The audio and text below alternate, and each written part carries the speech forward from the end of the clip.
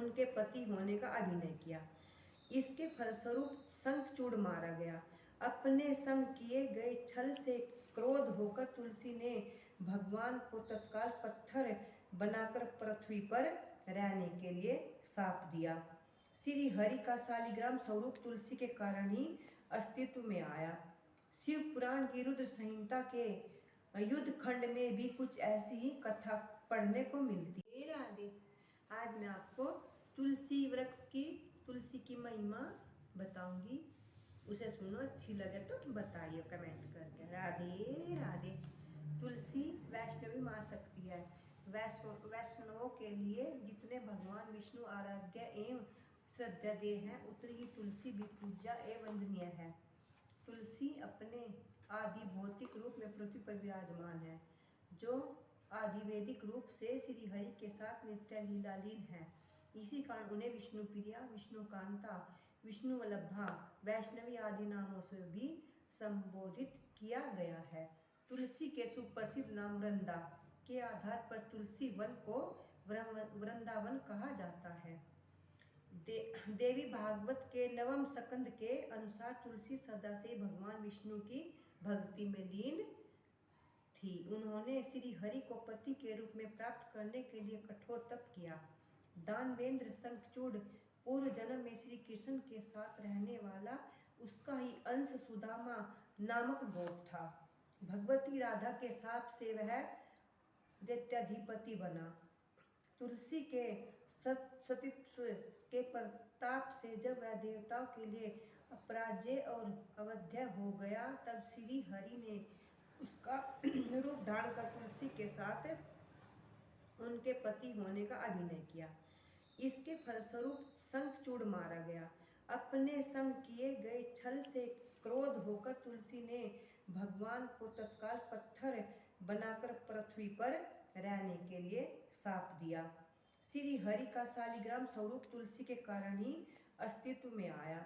शिव पुराण की रुद्र संहिता के युद्ध खंड में भी कुछ ऐसी ही कथा पढ़ने को मिलती है।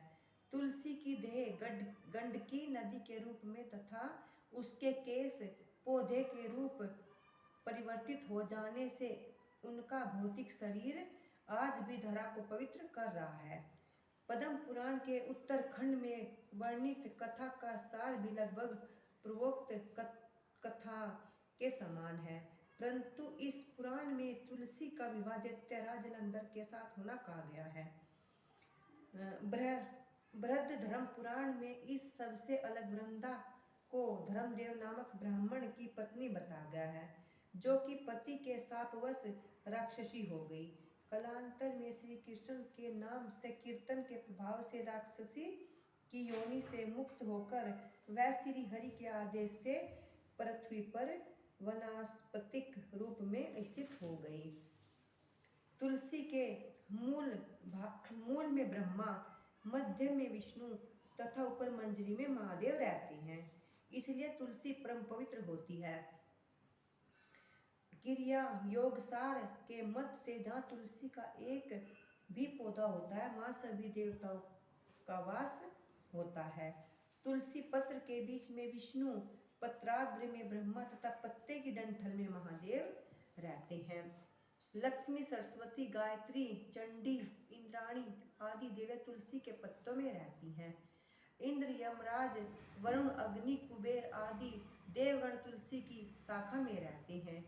सूर्यादि नवग्रह, वसु, मनु, देव ऋषि, विद्याधर, गंधर्व, सिद्ध, अप्सराओं सहित समस्त देवता तुलसी के वृक्ष में डेरा डाले रहते हैं। सभी पुराण इस संदर्भ में एक मत है कि तुलसी सर्वदेवमय, सर्वतीर्थमय है। तुलसी मूल से 10 दिशाओं में 16 हाथ दूरी तक का स्थान देवताओं द्वारा पूजित महातीर्थ कहलाता है।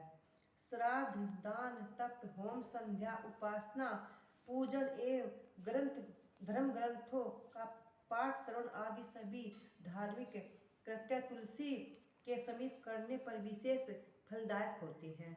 जिस स्थान पर तुलसी वन होता है, वह साक्षात वृंदावन के समान ही पवित्र तीर्थ बन जाता है।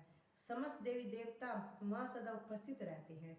तुलसी उपवन समय सुरवंदित तीर्थ होता है।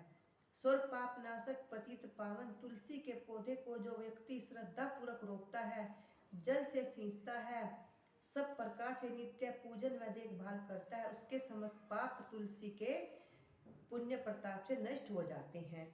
तुलसी की निष्ठा पूर्वक सेवा अर्चना करने वाला नाना प्रकार के व्रतों व यज्ञों का पुण्य फल प्राप्त कर लेता है। श्री हरि की जितनी संतुष्टि तुलसी की माला पहनने से होती है, उतनी किसी अन्य भव्य श्रृंगार से भी नहीं होती। समय भगवान विष्णु का यह कथन है, हजारों बड़े अमृत से नहलाने पर भी मुझे यह तृप्ति नहीं होती जो भक्त के द्वारा एक तुलसी दल चढ़ाने मात्र से हो जाती है। बोलो राधे राधे। भगवान भक्तों के द्वारा नेवित प्रसाद तुलसी पत्र की उपस्थिति में एक ही ग्रहण करते हैं, पंचामृत और चरणामृत। वह तुलसी दल अवश्य डाला जाता है। तुलसी काष्ठ की माला कंठ में धारण करने से जन्म जन्मांतरों के पाप दूर होते हैं, लेकिन माला के धारक को मन वचन कर्म की पवित्रता सदा ध्यान रखना चाहिए। तुलसी की माला को धारण करने के उपरांत पाप कर्म करने पर महापातक भयानक दोष होता है, जिसका निवारण करोड़ों जन्मों में भी संभव नहीं है। तुलसी की महिमा तो इतनी है कि यदि प्राण त्यागते समय तुलसी सुलभ न हो सके तो उसके दाह संस्कार में तुलसी काष्ठ का प्रयोग करने से मृत आत्मा को सद्गति हो जाती है। ऐसी विलक्षण गुणवत्ता एवं दिव्यता संसार में किसी अन्य वनस्पति में नहीं है। वस्तुतः तुलसी पृथ्वी पर साक्षात कल्प वृक्षी है। यह भोग और मोक्ष दोनों को प्रदान करती है। बोलो तुलसी मैया की जय। राधे राधे। कैसी आपने कथा लगी कमेंट करके बताइयो। जय तुलसी मैया की।